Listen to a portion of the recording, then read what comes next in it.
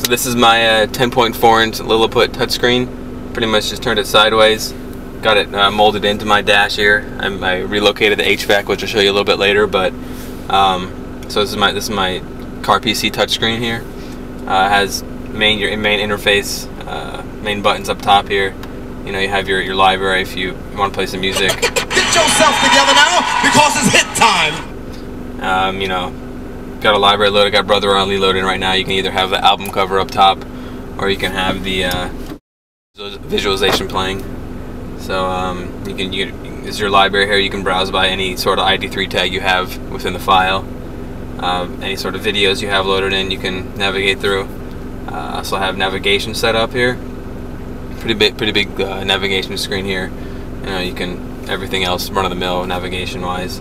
Your cell phone, if you have it set up, you can make phone calls within the computer. You can pretty much talk to the computer, say call so and so, and it will dial out for you. I also have my HVAC built in here. It's not 100% quite yet, but it does work. I don't know if you can see here. Turn up the AC. You can change the mode here, you know, from the face. All sorts of different rear defroster, everything. This one doesn't quite work yet, the temperature gauge, but I'm working on it. You have your settings, you have your equalizer here, your mixer. I have a little mini screen down here that displays the current song information. A couple status lights down here, always on, hard drive activity. This is when it boots up. You have, just so you know.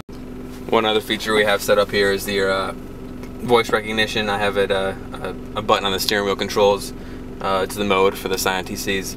If I press it, it'll activate voice, and then I can say media. It'll load your media page here. Navigation. Load up your navigation. You can also use it to make phone calls. Load in a certain navigation menu, like a go home or something like that. Play album recovery. Oh man. You know, you can do certain things like that. It's pretty neat. Also have the steering wheel controls hooked in, so I can still, if I'm playing audio, I can turn it up and down here. You get to fight.